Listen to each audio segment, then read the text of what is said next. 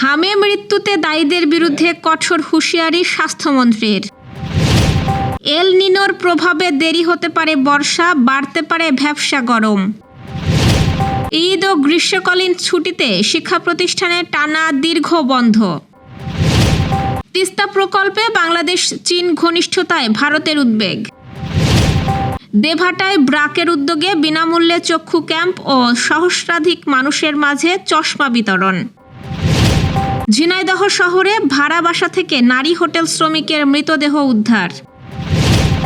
Test championship টেবিলে পাকিস্তান ইংল্যান্ডকে পেছনে ফেলেছে বাংলাদেশ। দর্শক, শুনছিলেন দিনের শীর্ষ খবরের প্রধান শিরোনাম, এবার বিস্তারিত। তার আগে আমাদের ইউটিউব চ্যানেল সাবস্ক্রাইব করুন এবং সব খবর পেতে ফেসবুক পেজ ফলো করে রাখার পাশাপাশি ওয়েবসাইট ভিজিট করুন। হামের সংক্রমণকে প্রাকৃতিক দুর্যোগের সঙ্গে তুলনা করে তদন্তের পর এই সংকটের জন্য দায়ী ব্যক্তিদের বিরুদ্ধে ব্যবস্থা নেওয়া হবে বলে জানিয়েছেন স্বাস্থ্যমন্ত্রী সরদার মোহাম্মদ সাকাওয়াত হোসেন। আজ সকালে সচিবালয়ে চীনা প্রতিষ্ঠান সিনোভ্যাক ফাউন্ডেশনের পক্ষ থেকে পোলিও ভ্যাকসিন গ্রহণ অনুষ্ঠানে তিনি কথা বলেন। এ সময় আগামী জুনের মধ্যে শিশুদের ভিটামিন এ ক্যাপসুল খাওয়ানো শুরু হবে বলেও জানান তিনি। স্বাস্থ্যমন্ত্রী বলেন, হাম সংক্রমণ পরিস্থিতি প্রাকৃতিক দুর্যোগের মতো হলেও সরকার এই সংকট অনেকটাই কাটিয়ে উঠতে সক্ষম হয়েছে।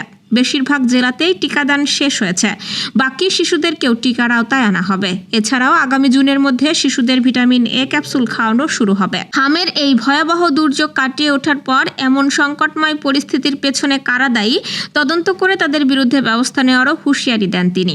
অনুষ্ঠানে সরকারের টিকাদান কর্মসূচিতে সহায়তা এবং ইপিআই কার্যক্রমকে আরও গতিশীল করতে সরকারকে 3,80,000 ডোজ পোলিও ভ্যাকসিন অনুদান হিসেবে দিয়েছে চীনা প্রতিষ্ঠান সিনোভ্যাক ফাউন্ডেশন। প্রশান্ত মহাসাগরে আবারও সক্রিয় হওয়ার আভাস দিচ্ছে এল নিনো। আন্তর্জাতিক আবহাওয়া ও জলবায়ু সংস্থাগুলোর পূর্বাভাস অনুযায়ী 2026 সালের মাঝামাঝি সময় থেকে এল নিনোর প্রভাব বাড়তে পারে। এর ফলে বাংলাদেশে বর্ষাকালের আগমন কিছুটা বিলম্বিত হওয়া, বৃষ্টিপাত কমে যাওয়া এবং ভ্যাপসা গরম বেড়ে যাওয়ার আশঙ্কা করছেন আবহাওয়াবিদরা। যুক্তরাষ্ট্রের national oceanic and atmosphere administration সহ বিভিন্ন আন্তর্জাতিক সংস্থা জানিয়েছে, চলতি বছরের দ্বিতীয়ার্ধে মাঝারি থেকে শক্তিশালী এল নিনো তৈরি হতে পারে। এর প্রভাবে দক্ষিণ এশিয়ার মৌসুমি বায়ু দুর্বল হওয়ার সম্ভাবনা রয়েছে। বাংলাদেশ আবহাওয়া অধিদপ্তরের আবহাওয়াবিদরা বলছেন, এল নিনো সরাসরি বাংলাদেশের আবহাওয়া নিয়ন্ত্রণ না করলেও এটি বর্ষার উপর প্রভাব ফেলতে পারে। বিশেষ করে মৌসুমি বায়ুর আগমন দেরি হওয়া এবং স্বাভাবিকের তুলনায় কম বৃষ্টিপাতের আশঙ্কা থাকে। একই সঙ্গে বাতাসে আর্দ্রতা বেড়ে যাওয়ায় ভ্যাপসা গরমও বাড়তে পারে। বিশেষজ্ঞরা জানাচ্ছেন, বর্ষাকালে বাতাসে জলীয় বাষ্পের পরিমাণ বেশি থাকে, ফলে শরীরের ঘাম সহজে শুকাতে পারে না এবং তাপমাত্রা তুলনামূলক কম থাকলেও অস্বস্তিকর গরম অনুভূত হয়। আবহাওয়াবিদদের মতে, এল নিনো পরিস্থিতি নিয়ে এখনই চূড়ান্তভাবে কিছু বলা সম্ভব না হলেও আগামী কয়েক মাসের আবহাওয়ার পরিস্থিতির ওপর নজর রাখা জরুরি। পবিত্র ঈদুল আজহা ও গ্রীষ্মকালীন অবকাশ উপলক্ষে দেশের শিক্ষা প্রতিষ্ঠানে শুরু হচ্ছে দীর্ঘ ছুটি। শিক্ষাপঞ্জি অনুযায়ী আগামী 24 মে থেকে সরকারি বেসরকারি প্রাথমিক, মাধ্যমিক, কারিগরি প্রতিষ্ঠান ও মাদ্রাসাগুলোতে ছুটি কার্যকর হবে। তবে সাপ্তাহিক বন্ধ মিলিয়ে শিক্ষার্থীদের ছুটির আমেজ শুরু হবে 22 মে থেকেই।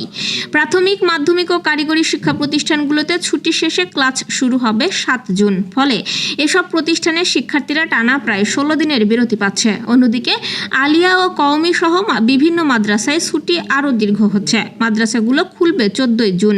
শিক্ষার্থীরা সাপ্তাহিক ছুটি সহ প্রায় 21 থেকে 23 দিনের দীর্ঘ অবকাশ উপভোগের সুযোগ পাবে। শিক্ষা সংশ্লিষ্টরা বলছেন, প্রতিবছর ঈদুল আজহা ও গ্রীষ্মকালীন অবকাশে শিক্ষার্থীদের বিশ্রাম ও পরিবারের সঙ্গে সময় কাটানোর সুযোগ দিতেই এই দীর্ঘ ছুটির ব্যবস্থা রাখা হয়। তিস্তা নদী প্রকল্পে বাংলাদেশ ও চীনের ঘনিষ্ঠতা নিয়ে উদ্বেগ প্রকাশ করেছে ভারত। নয়াদিল্লির আশঙ্কা, চীন এই প্রকল্পে যুক্ত হলে কৌশলগতভাবে গুরুত্বপূর্ণ শিলিগুড়ি করিডোরের কাছাকাছি তাদের প্রভাব বাড়তে পারে। Bangladesh comprehensive management and restoration of Teesta river project নামে যে পরিকল্পনা নিয়েছে তাতে নদী খনন, গভীরতা বৃদ্ধি এবং নদী ভাঙন রোধে বাঁধ নির্মাণের কাজ রয়েছে। সম্প্রতি বাংলাদেশের পররাষ্ট্রমন্ত্রী খলিলুর রহমান ও চীনের পররাষ্ট্রমন্ত্রী ওয়াং ইর বৈঠকেও তিস্তা প্রকল্প গুরুত্ব পায়। ভারত মনে করছে চীনের এই সম্পৃক্ততা শুধু উন্নয়ন নয়, ভূকৌশলগত লক্ষ্যও বহন করছে। বিশেষ করে উত্তর পূর্ব ভারতের নিরাপত্তার বিষয়টি নিয়ে তারা সতর্ক।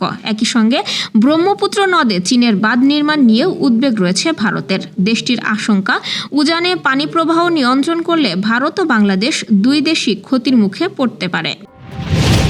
সাতক্ষীরার দেভাটায় ব্রাক সাতক্ষীরা 1 অঞ্চলের উদ্যোগে দিনব্যাপী বিনামূল্যে চক্ষু পরীক্ষা ও 1000 মানুষের মাঝে চশমা বিতরণ কার্যক্রম সম্পন্ন হয়েছে।